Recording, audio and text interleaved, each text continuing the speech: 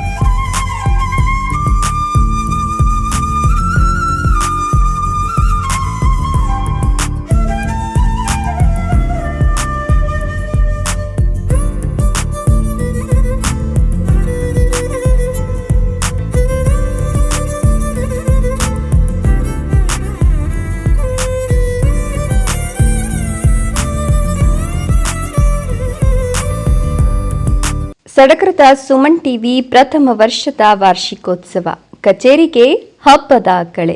ಚಿಕ್ಕಬಳ್ಳಾಪುರ ನಗರದ ಜಿಲ್ಲಾಧಿಕಾರಿಗಳ ಕಚೇರಿ ರಸ್ತೆ ಪಕ್ಕದಲ್ಲಿರುವ ಸುಮನ್ ಟಿವಿ ಕಚೇರಿಯಲ್ಲಿ ವಾಹಿನಿಯ ಪ್ರಥಮ ವರ್ಷದ ವಾರ್ಷಿಕೋತ್ಸವವನ್ನು ಅತ್ಯಂತ ಸಡಗರ ಮತ್ತು ಸಂಭ್ರಮದಿಂದ ಆಚರಿಸಲಾಯಿತು.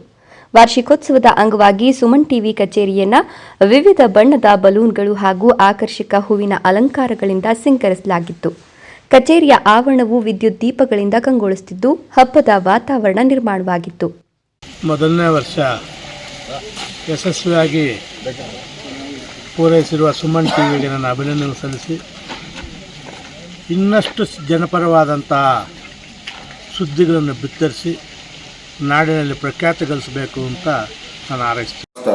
ನಾಡಿನ ಜನತೆಗೆ ಹೊಸ ವರ್ಷದ ಶುಭಾಶಯಗಳನ್ನು ಹೇಳುತ್ತಾ ಮುಂಗಡವಾಗಿ ಸಂಕ್ರಾಂತಿ ಹಬ್ಬದ ಶುಭಾಶಯ ವಿಶೇಷವಾಗಿ ಇವತ್ತು ಈ ರಾಜ್ಯದಲ್ಲಿರ್ತಕ್ಕಂಥ ಎಲ್ಲ ರೈತರು ಒಳ್ಳೆಯದಾಗಲಿ ಅಂತೇಳಿ ತಾಯಿ ಚಾಮುಂಡಿ ದೇವಿಯಲ್ಲಿ ಒಂದು ಸಂಕಲ್ಪವನ್ನು ಮಾಡಿ ನಮ್ಮ ಕರ್ನಾಟಕ ರಾಜ್ಯದಲ್ಲಿ ಇವತ್ತು ಸುಮನ್ ಚಾನಲ್ ಅನ್ನುವಂಥದ್ದು 1 ವರ್ಷ ಪೂರ್ಣವಾಗಿದ್ದು ಈ ಒಂದು ಚಾನಲ್ ವೀಕ್ಷಣೆ ಮಾಡ್ತಕ್ಕಂಥವ್ರಿಗೆಲ್ರಿಗೂ ಈ ಸಂದರ್ಭದಲ್ಲಿ ಶುಭವನ್ನು ಹೇಳ್ತಾ ಸುಮನ್ ನ್ಯೂಸ್ ಚಾನಲ್ ವತಿಯಿಂದ ಈ ರಾಜ್ಯದಲ್ಲಿ ನಡೀತಕ್ಕಂಥ ಒಳ್ಳೆಯದಾಗ್ಬೋದು ಕೆಟ್ಟದನ್ನಾಗ್ಬೋದು ಇವತ್ತು ಪ್ರತಿ ಜನರಿಗೆ ತಲುಪಿಸ್ತಕ್ಕಂಥ ಒಂದು ಕಾರ್ಯವನ್ನು ಮಾಡ್ತಾಯಿದ್ದಾರೆ.